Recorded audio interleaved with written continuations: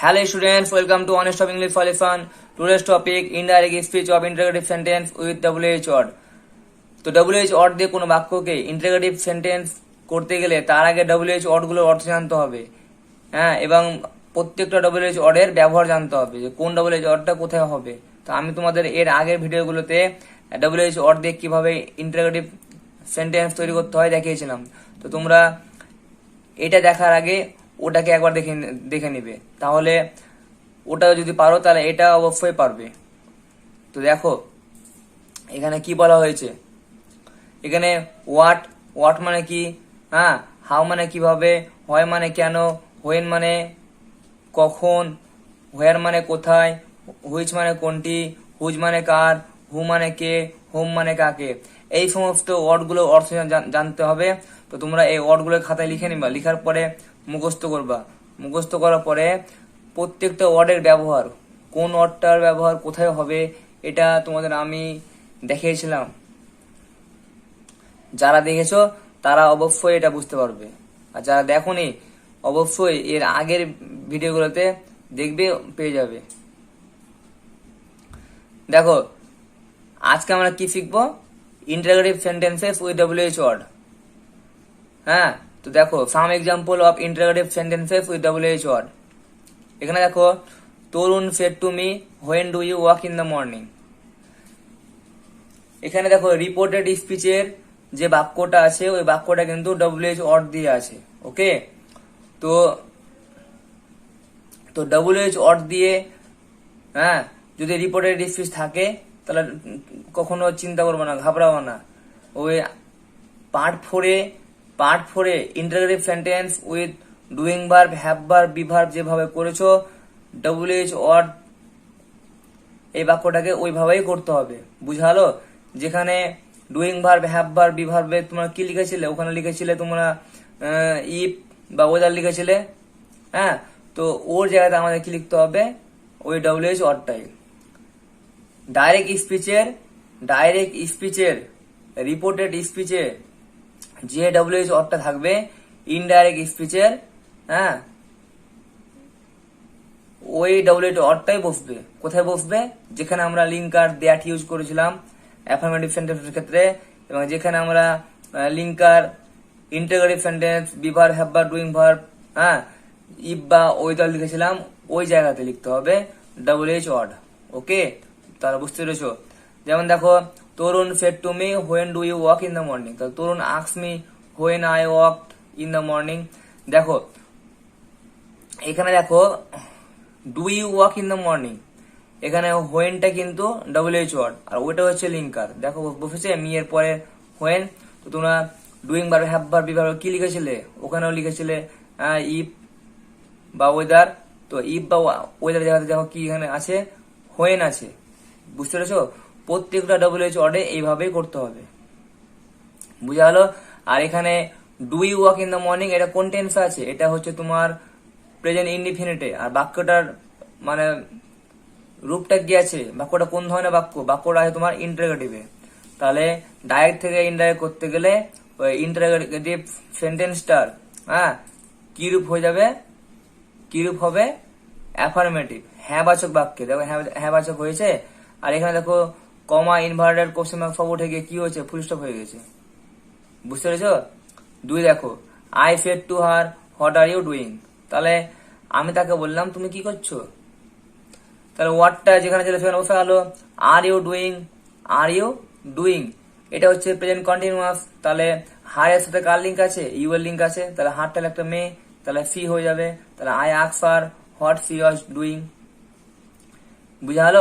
এইভাবে তোমাদের প্রতিটা WH ওয়ার্ডকে এইভাবে তোমাদের কি করতে হবে, এইভাবে প্রতিটা WH ওয়ার্ডকে, হ্যাঁ, ডাইরেক্ট থেকে ইনডাইরেক্ট করতে হবে। যখনই দেখবা ডাইরেক্ট স্পিচের রিপোর্টেড স্পিচের বাক্যটা WH ওয়ার্ড দিয়ে আছে, তখন আমাদেরকে, হ্যাঁ, ইনডাইরেক্ট স্পিচে এইভাবে করতে হবে। যখনই কেউ কোথাও দিবে করতে, বা কোনো পরীক্ষায় বা কোনো চাকরির পরীক্ষায় থাকলেও তো এগুলো থাকে। তো এগুলো খুবই প্রয়োজনীয়, এগুলো শিখতে হবে, এগুলো না শিখলে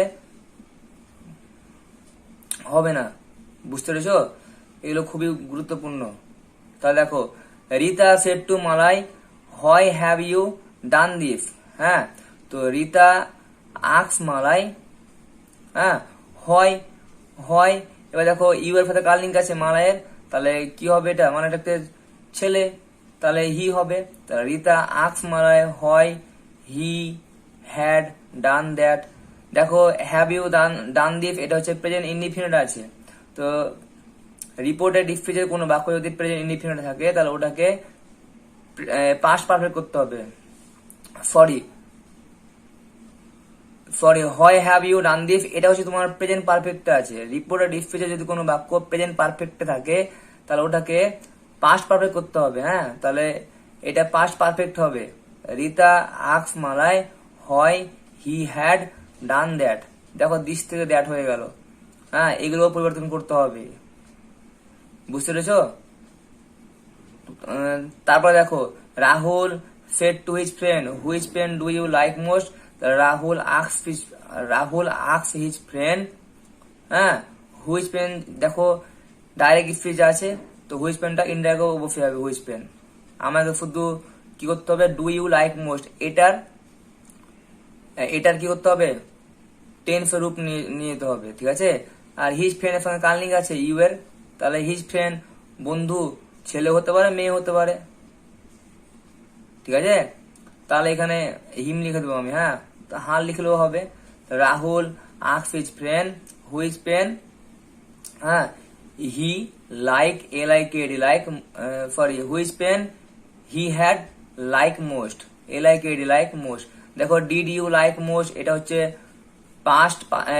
পাস্ট ইনডিফিনিট আছে। ডিড ইউ লাইক মোস্ট কোন টেন্সে আছে, পাস্ট ইনডিফিনিট, এই জন্য এটা পাস্ট পারফেক্ট হবে, বুঝা গেল?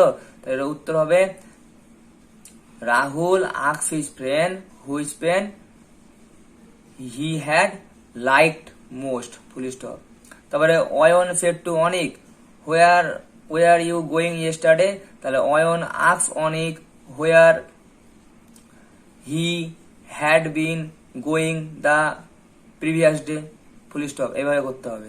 তারপর দেখো ছয়েরটা, Sukanya said what is the utility of this project, হ্যাঁ, তো এটা হবে Sukanya asks what the utility of that project was, full stop, এইভাবে করতে হবে। দিস থেকে দ্যাট হয়ে গেল। হ্যাঁ, Pritam said to Puja how can you believe I am a liar. Pritam asks Puja how she could believe he was a liar, full stop. Ratul said to me where do you live. Ratul asked me where I lived, LIVED, full stop. এইভাবে কিন্তু কি করতে হবে, এইভাবে প্রত্যেকটা WH or দিয়ে, হ্যাঁ, direct থেকে ইনডাইরেক্ট এইভাবে করতে হবে, বুঝতে পেরেছো? তো কোনো ব্যাপার নয়, খুবই সহজ।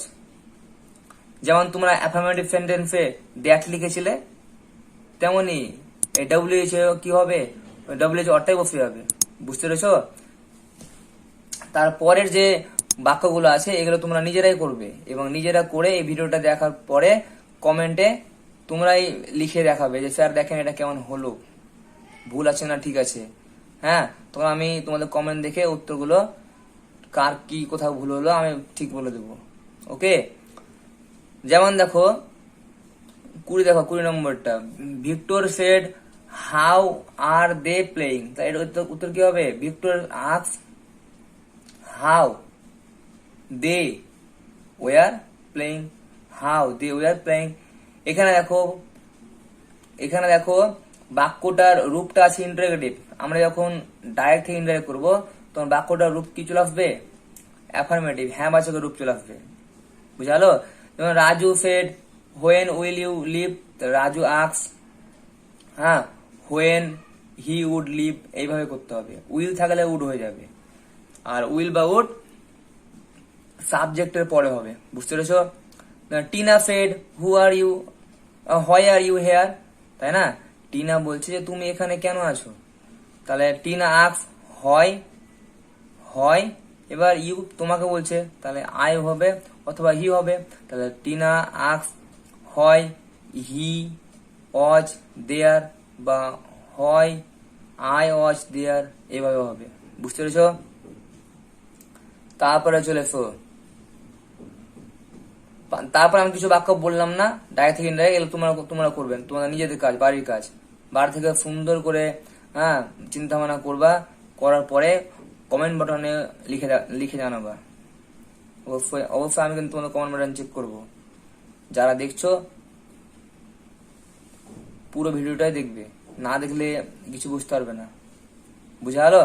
আর আরেকটা কথা নোট করে নাও, যে interrogative sentence with doing verb, have verb and be verb দিয়ে যেমন direct speech to indirect speech করা হয়েছিল, ঠিক তেমন ভাবে ইন্টারোগেটিভ সেন্টেন্স উইথ WH ওয়ার্ডকে তেমন ভাবে করতে হবে।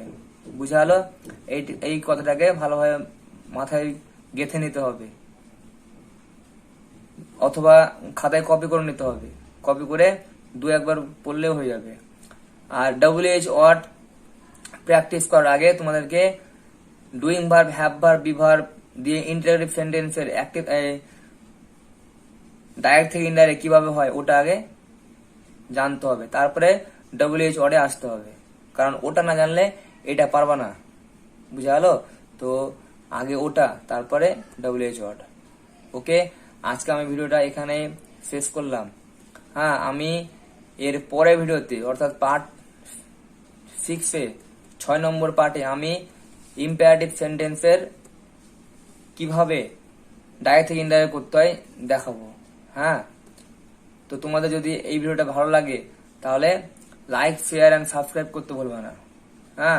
If you like this video, don't forget to subscribe my channel. Thanks for watching.